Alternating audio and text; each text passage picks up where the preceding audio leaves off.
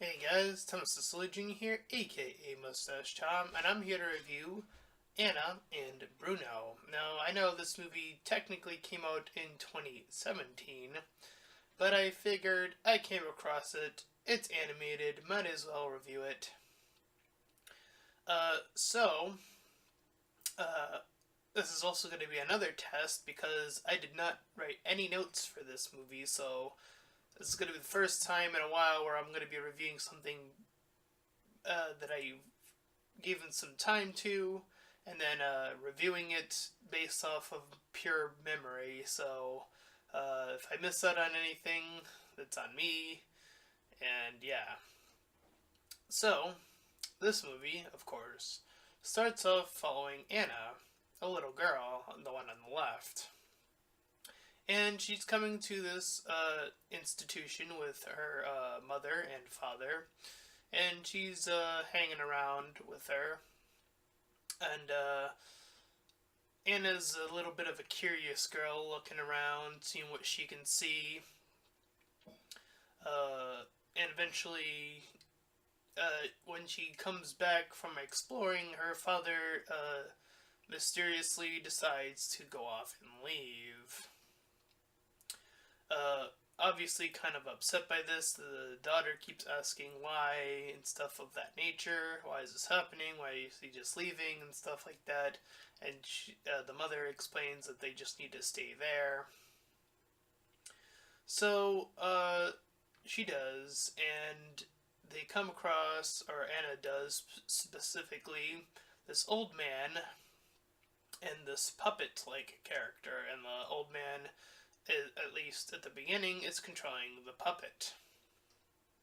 And the girl's kind of curious about it, so she's asking questions, and then the puppet takes over and drives the old man in crazy, and thus the doctors that work at the institute or the facility take him into the third level of this hospital facility to calm him down, as they put it. So Anna sees this being done, and she sees that the puppet is left behind. It is still reacting. It is still moving, and it appears to have a essence or soul or something rather of its own. And Anna is kind of curious about that for a moment. But sooner rather than later, the old man gets up there, and then a zap happens, and then the puppet goes poof from existence. Uh, and Hannah's kind of curious about what that was all about. And then she eventually comes across a dog. I forgot what she names the dog. It was like Crunch or something along those lines. I don't think it really matters all that much, but anyway, after that, Hannah and the mother settle down into one of the rooms, and she's told explicitly not to go toward that floor, but she sees Bruno, the green creature on the right there. Don't know what I would call him. Like an imp, maybe? Or like a goblin, perhaps? I don't know. Something between those two comes out from that floor and starts to like scream and stuff, and gets Anna's attention. And so she proceeds to follow Bruno up the stairs to the third floor, where she starts to see all these other people that are taking part of this institute. They all have their separate afflictions, and as she sees more and more of this, she starts to also see other creatures and other fascinations, or illusions, I should say, of what's going on up there. So this kind of freaks her out a little bit, but not too much. She kind of gets used to it. But as she's getting used to those creatures, what I can only describe as a dragon-like creature starts to attack. So she runs for her life and she makes her way back down. And you think that there would be a moment of calm that when she reunites with her mother. However, the creature actually also makes its way back down there to the mother and starts attacking that room specifically. So she tells Anna to run off on her own for reasons, but I will get into that later. But nonetheless, Anna goes off, tries to get some help. So nothing seems to be working. The doctors eventually do come in.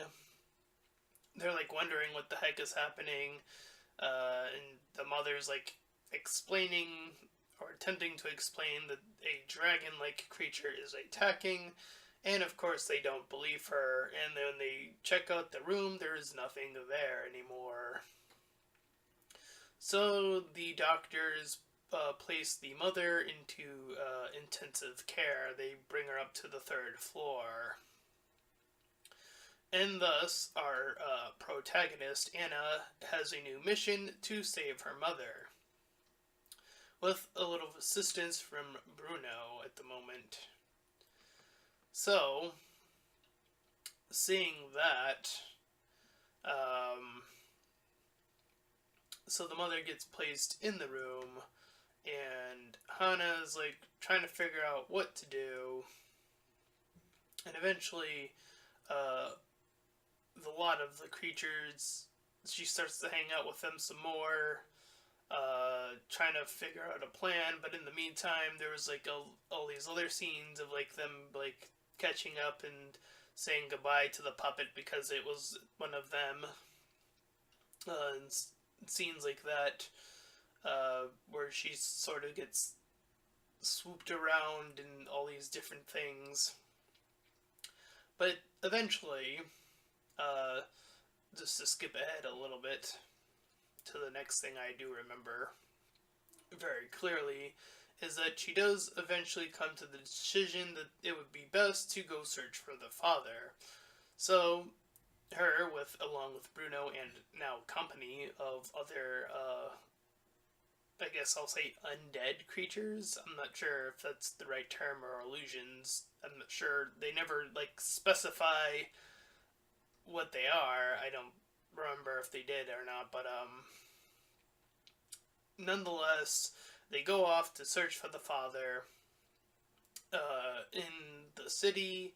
So the movie goes from one location that I thought the whole movie was going to take place toward in suddenly going into the city, and eventually Anna runs into this blind boy, and unfortunately, because I did not take any notes, I don't remember his name. I'll just call him Goggles because he wore goggles. So Goggles proposes to help her via driving a car even though he's blind. And so they make their way through the city after some train shenanigans happens, that being going from one train to another train to get to the city. And one of the illusions, that being this elephant, seems to have this intense grudge against Anna because Bruno keeps wanting to help her out, and the pink giant elephant with, I'll just say, big assets, is not wanting any of that because she is obsessive over Bruno. So, after those shenanigans and after getting to the city and getting help from Goggles there, they do eventually make their way further into the city, but they do eventually get separated, and Goggles does feel a little left behind because he ends up literally getting left behind at one point. But now it's just Anna and Bruno and some of the rest of the company that are trying to catch up along for the ride. And they see the father, and the father's like bringing like flowers to some other girl, and Anna sees this as some sort of betrayal, or like the father's like seeing someone else, or she's like seeing the first thing, and then rushing to conclusions about what's going on. So she kind of leaves off on her own, not really sure what to do. But Bruno keeps insisting that they try again or something or other.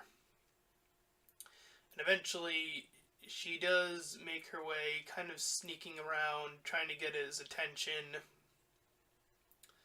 And he seems not. She seems not to be getting it, and she keeps wondering why. As he sort of starts to make his way towards this specific area. So she continues to follow him there.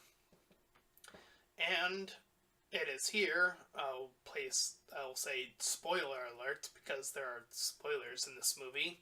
And I just want to say that just in case, if you want to see this movie for yourself, I guess. So, they come across this house, and when it is investigated, Hannah's continuously asking, like, the father, like, why aren't you paying attention to me, so on and so forth, and the father does kind of brush her off continuously and then just leave. It is then when Anna looks at what was left behind, she sees a picture of her family in this burnt down house. So, she's very confused by all of this. And thus, after being more and more confused, it finally becomes clear after a very obvious of the trying to establish a touch to the father. She phases through him, indicating that she herself is one of these ghosts slash whatever they're called in this movie. So she has passed away at a very young age, and she is the sort of spiritual entity of the mother, or higher guardian, or what kind of reference you want to apply to this. However, it is also kind of obvious that the dragon is also a part of the mother's memories, a darker part of the mother's memories. It almost seemed to imply one part that the dragon was a part of this doctor. The main antagonist of the movie was a part of him. But I think that was playing more into her fears rather than being his assistant in some way, shape, or form. But nonetheless, she is still in doubt of everything, but Bruno keeps insisting that they got to help the mom, and eventually she says that she wants to learn how to do other things, like how they can like walk through walls and do all this stuff like that, and teleporting and all that. So she begins to practice along with Bruno, making her way through walls, learning to teleport on another train, learning to teleport even though it wasn't a great distance, things of that nature, in preparation to get back to the hospital now that they have acquired all these new abilities. So they're trying to now convince the father to head over there as well. So they make their way back all the way to the father, but they're having a lot of trouble getting there, and they run back into Goggles, who does eventually, after some convincing, bring them back, and after that, she's like trying to like communicate with him via like dreamscape, I guess. That is the power implication that I can assume that is. So, through his dreams, she's like communicating with him, and then he starts to head out, and he runs into Goggles, and then Goggles is like, hey, Need any help? And then the two of them join up. They make their way back to the hospital. So, in a way, Goggles does kind of prep up talking about Anna without realizing that he was also referring to the same Anna as the father was, and that is a little bit of a. I think that was a little bit of a missed opportunity for Goggles to never really catch on that she was a ghost or specter or whatever word you want to use at any point of the movie. Um,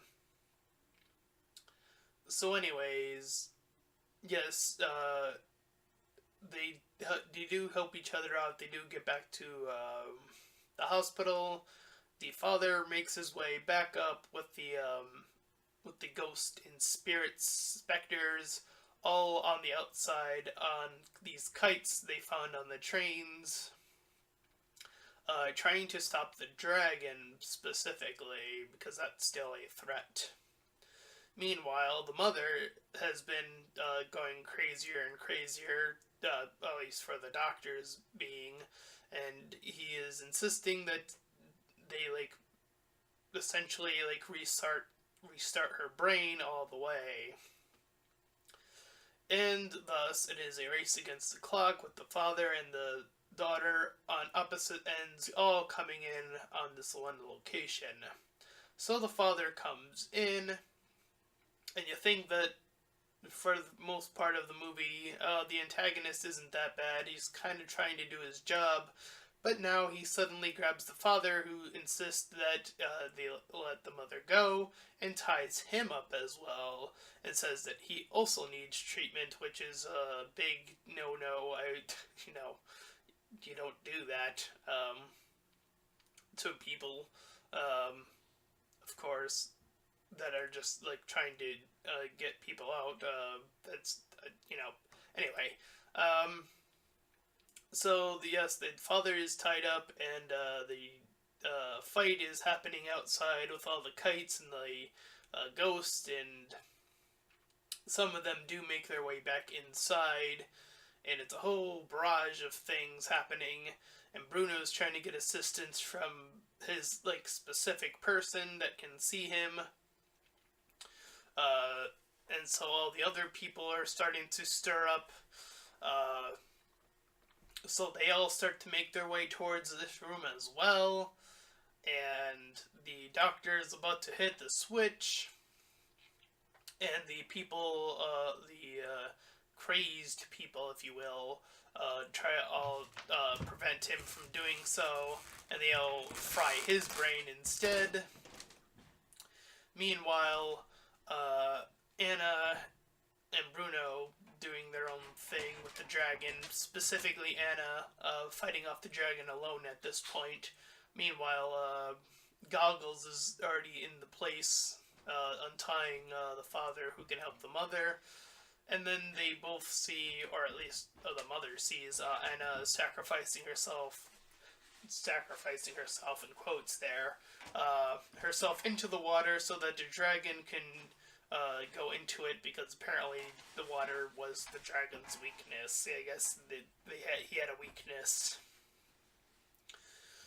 So the mother and the father, they make their way out. They leave. Some time passes. We get a little bit of a time skip, I assume, where the two of them have now, I guess, adopted. It doesn't really specify, but it's kind of implied that they adopted Goggles, and that Anna is somehow back. Because I guess the mother still thinks about her, question mark. So she's suddenly now back, and now she just sort of watches on, and then these two other ghost characters that were the elephant and some other drunk ghost guy were planning to get married, because they had their own little side story after the elephant was all oh, I'm gonna stop Anna, and the drunk guy kept stepping up for her, and that slowly came to be a thing. So Anna and Bruno go off on their own little attending of the wedding, if you will, and that is the end of Anna and Bruno. I do think that this movie did have a few issues here and there, particularly towards the end of the movie, as I mentioned. Uh, Definitely with exploring more of like Hannah's, that transition from oh I'm human to oh no I'm a ghost. While that initial setup was really good, I feel like they kind of had some other opportunities there. Uh, Kind of goggles as well, as I mentioned. Kind of wish there was a little bit more there with those two. Um, and yeah, the antagonist, again, for the most part, seemed like he was kind of doing his job up until that one point. So, eh. Um, but even still, I still think that Anna's journey was an interesting one to say the very least. It's definitely something that I wasn't expecting, seeing this style. I thought this movie was going to be for a younger audience, but I don't think that is the case. I don't know. Like the style seems like it's very built around youth. Well, at least for the main characters, that being these two. The other characters, not so much. So it's a little weird. But I think in a weird way that also sort of helps it in a way, in a way that sticks out. Um, and Bruno's insistence is greatly appreciated. Uh, so this style might not be my forte as far as things are drawn, again, I try not to say that that changes my score all that much, but I still actually kind of enjoyed this movie, even though I think that the ending could have used some more fixing, particularly. Again, just hammering in some of that later stuff with Hannah being a ghost, I feel like they could have really utilized on that part. Uh, make the moment where she discovers that lasts a little bit longer, have a little bit of a silent moment that lasts a little bit longer. It definitely was there, present, but it definitely also feels like there's a lot of other goofy moments, particularly with all the other ghosts hanging around. Um, I mean, most of them don't really do anything. I feel like a lot of them could have actually been cut from the movie. The only one that's, besides Bruno, obviously, the only one that seems to have any significant impact was the elephant, who, again, keeps trying to interfere. So I feel like they could have probably cut all these other illusions out of the movie and not have really lost anything. I mean, I guess they tried to do some comical shenanigans, but I think they could have done that fine with just the three characters that they had, that they primarily focus on. But, or, just have some time to build on those characters so that if they are going to be in the movie, they have a reason to be in the movie. Um, that's very much the same problem I had with Spider Man Into the Universe. Again, to mention that movie again, you have all these characters coming in, all these other spider characters coming in, and they don't really play that much of a role except towards the end, sure, but as far as their actual development, it's not. It's so rushed. It's so. And here it's actually worse because the other characters actually get nothing or close to nothing. At least they had that one moment in the Spider Verse where they actually, they rushed it, which I really hate, but they at least did it. At least gave the characters something. So yeah, there are some side characters that do suffer because of that. Uh, so I'd give this movie a 6 out of 10. I do think that it does have something going for it, definitely. Um, I do think when the reveal happened is like when I actually started to really pay attention again. Like it felt a little bit much to get there. There were some definitely interesting elements building up to that, and it did change like the direction of where the movie was going, which I found again pretty interesting. But again, I just think that building on that would have been a bit better. So that's my review on Anna and Bruno. And I'm always on the lookout on more movies that are animated that no one else is talking about, because when I researched this movie, I didn't see any other reviews for this, just like Zog. So if anyone has any out there movies that are animated, type them in the comments and I'll try to find some time to look into those. And again, that was a 6 out of 10 for my score. And if you enjoyed this review, then please feel free to like, comment, and subscribe. Also, make sure to check out that link in the description. I'll head you over to my Patreon page. Any donations are greatly appreciated. Until next time, everyone, bye bye.